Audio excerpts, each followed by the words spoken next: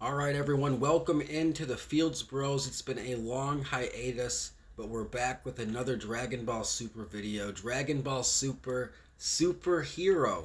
Gohan is finally the main character since when? The BoJack I think, movie? yeah, So awesome to see him finally in the limelight. What do you think about that? I thought it was amazing to see Gohan today. We just got back from the theaters, you guys, literally about 30 minutes ago, and we're jumping right into this review. Gohan's always been my favorite character, and over the years, time and time again, they've always thrown him in the academic role. Yep. When he was so strong as a kid, he had a huge fan base, and throughout the years, Dragon Ball really alienated that fan base and made him a nerd. They made him not train, all types of things. So to see Gohan finally have a movie since the BoJack movie the first time, as a Gohan fan, to me, it was I couldn't have asked for anything better.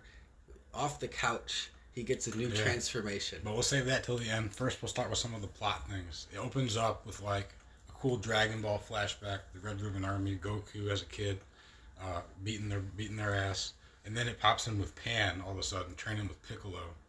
Is how it started, and she also has a pretty major role in releasing Gohan's power. On in that this point, movie. I really want to note how Piccolo trained Gohan, and now Piccolo training Pan. Like Dragon Ball really threw that in there for all the hardcore Dragon Ball fans to would pick up on the similarities. The between mentor. that.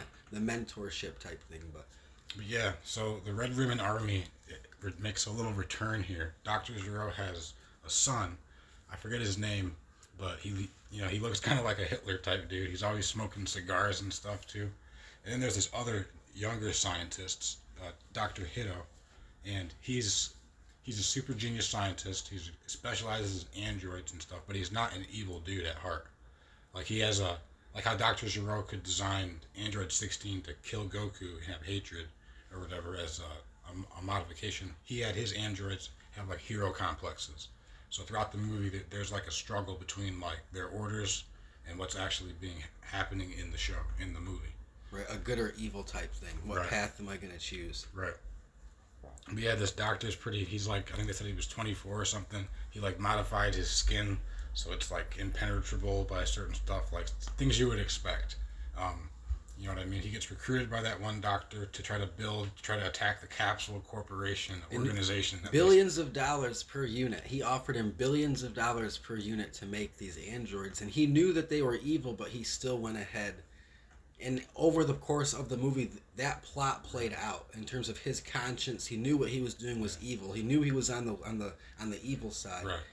And the hero complex that you just brought up really plays a significant factor down the end that we'll talk about. Basically, the Red Ribbon Army makes up this lie that the Capsule Corporation is some evil organization built with aliens that's trying to dominate the world, and we all know that that's not true. It's a half truth. It's a half truth.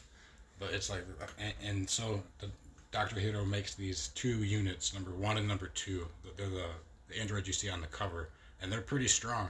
They're the ones with the hero complex, and they go to, they have a plan to. They first start talking about the main two threats, Goku and Vegeta, but they're not there. So they're like, all right, let's go for Gohan, the Shadow Boss. They dubbed him Shadow Boss Gohan. He beat Cell. They got all this footage of all this stuff. The Trunks Frieza footage makes another appearance. Everybody's seen that. You know what I mean? Everyone recorded that day, apparently. Right. Well, so they have a plan to go after Pan to get Gohan to come into their lap or whatever. So then Piccolo, that one of those androids attacks Piccolo, and he's a little too strong for Piccolo. Piccolo gives him the slip and tails him back to the Red Ribbon base. He slips in there in some soldier gear or whatever, and he volunteers to be the soldier to go get Pan. So therefore, it's like, you know what I mean? Pan's not scared. She can sense it's Piccolo, and he tells her to play along and just act like you're, a captive here, because Piccolo's trying to use this. This is an opportunity to get Gohan back into fighting in the fighting game. And Piccolo first exhausted every option to try to get Goku, to try to get Vegeta. Yeah. But then he realized, that reminds I me. may have to just settle for What Gohan. What were they doing? They were on the Beerus planet training with freaking Broly of all people. Yeah. That was a surprise. It's And like, members of the Frieza squad was there as well. the people from The Broly Frieza movie. Force, the Sheila whole and Broly whatever. movie we saw kind of pick up on Lord Beerus's planet. That was kind of like a sideshow during this movie, but it was funny Piccolo was on Kami's planet, and they're like, well, you might just have to use Gohan, and Yeah. he sighed like he may He's- not be up for the Yeah. task. Right, because he's not always training. Because that's how Dragon Ball has always written Gohan in. And he really broke through the shell. And the whole plot of Piccolo playing along, kidnapping Pan, so she was never really in any real danger. But Piccolo used Pan to exploit Gohan. Because Gohan, like future Trunks, emotion is the key to triggering him. He's not like a pure-blooded Saiyan that can just do it on their own. Like they just love to fight. So it's not a difficult thing. So it's like there's no stress for them. But for Gohan, it's about saving people and stuff because of that. He's half human, half Saiyan. But it also makes his emotional outburst way more effective than Goku or Vegeta. Like they have to train and they can't just rely on that. So it's interesting. And Piccolo also gets a new ability. They try to unlock his potential like Elder Guru style. The Dende, what do they say? It's a age thing. He's not old enough to do it or something. So they wish for it. And they unlock Piccolo's potential, and he gets this new, like, brighter, he's like an orangish yellow form, pretty much. And he's a little bit stronger, obviously. So that was pretty cool to see Piccolo, get something. Yep, and we saw him use that up against Cell Max. Right, we haven't got to that yet. But then we've got Gohan fighting number 1 and number 2, because Pan's there in the background, pretending to cry and stuff. And Gohan starts off, he's not winning at first. He goes Super Saiyan, and it's pretty even, and the android says it's within parameters, his transformation. And then after a while, he finally taps into the Mystic form once Pan starts screaming again.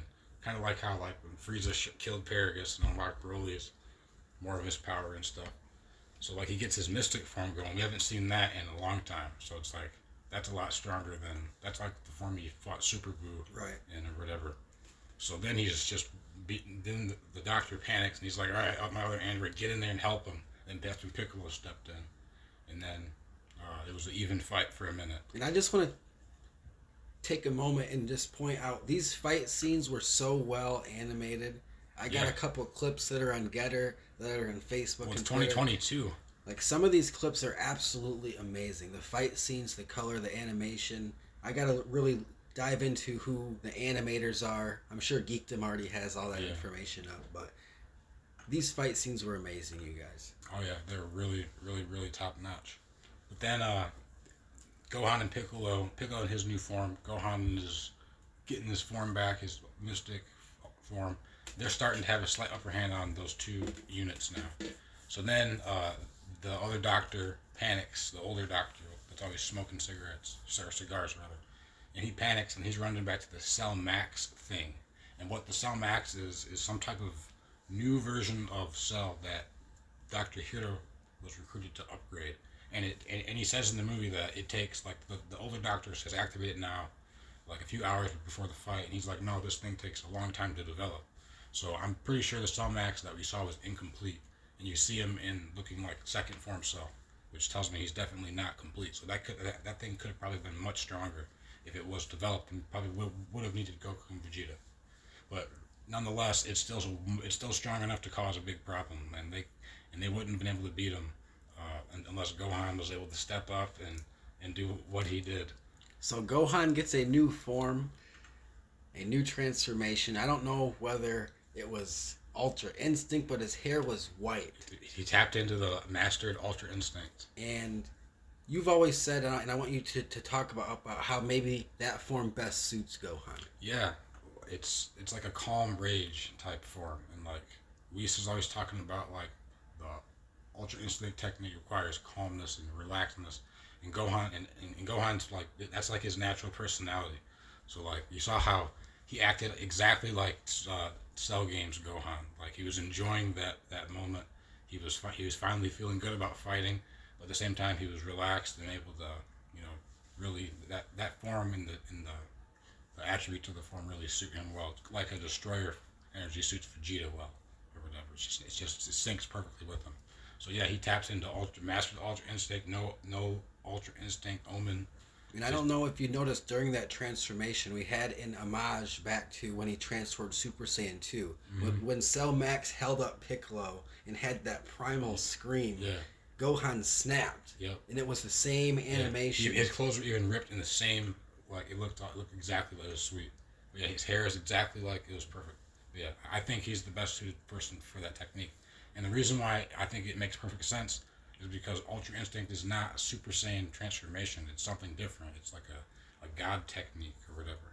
So you don't need to be a Super Saiyan God or Blue to do that. It's a different thing. So I think that's really sweet. Now that can allow him to catch up and get on that Broly planet. That's where he needs to end. That's where he needs to be. That's where the big boys are. You know what I mean? Or on the Beerus planet, rather. With Right. Vegeta, Goku, Broly. So I want to take a minute and talk about the success of Dragon Ball Super Superhero so far. Right now on Rotten Tomatoes, it has a 92% rating and a 95% audience score with over 1,000 views. We saw the U.S. market rake in $20 million this weekend, and over, I believe, worldwide it's $45 million worldwide. So I saw on CBS this morning they were talking about Dragon Ball Super, 20 million box office, number one by almost double compared to second place, which I have to get the name of that, but I can't remember the name of it at the moment. But super successful weekend for Dragon Ball Super, and it's only getting started. Some funny things in the movie. You have Bulma wishing for all kinds of ridiculous things. With the A Dragon bigger Ball. butt with Like we talked college about, plumpness. Yeah, Piccolo wished for the new form to be unlocked, his potential, and then with the two remaining wishes, Bulma uses them to like increase your eyebrow length and stuff like that. Her Like, eyelash length yeah. by 2 centimeters. Yeah, this is things they joked about in the last movie, like wishing to be 5 years younger. Reese was joking about, so that's why she looks so young and stuff, because she's always doing that. This movie was very good. The ending with Cell Max and the special beam cannon through the weak spot. Oh yeah, there's a weak spot designed into Cell Max because the Doctor Hero is not an evil person and had a method of taking it down, whereas like a Doctor Zero would not include that. So it's like you could improve this design and make it more lethal potentially, and complete it obviously. So now that Bulma's kind of recruited this guy, you know what I mean? We're starting to recruit some some new people. So now Capsule Corp has another genius involved with it. So that just adds to their technology and stuff. So Capsule Corp's pretty much they're on fire right now. Right. If you had to rate the movie on a scale of 1 to 10, what would you rate it? I'd probably give it a 9 because it was fun. It was a fun movie. It was a change of pace. They gave us some a scene of Goku, Vegeta, and Broly training, but they didn't show them transform or nothing. Like they saved all the flash for Gohan and Piccolo and you know what I mean, and the androids and the Red Ribbon Army. Yeah. A lot of showcase of all the other characters that people have been dying to see. Pan gets to see her. Gohan finally fight. The dude is always studying, and she's never seen nothing. I mean, he's always working. Right. So. All right, guys. Well, this is our quick breakdown of Dragon Ball Super Superhero. 95% audience score, $45 million worldwide. It's pulled in already. $20 million on the weekend for box office. So, Dragon Ball Super. It's the Fields Bros. Thanks, guys.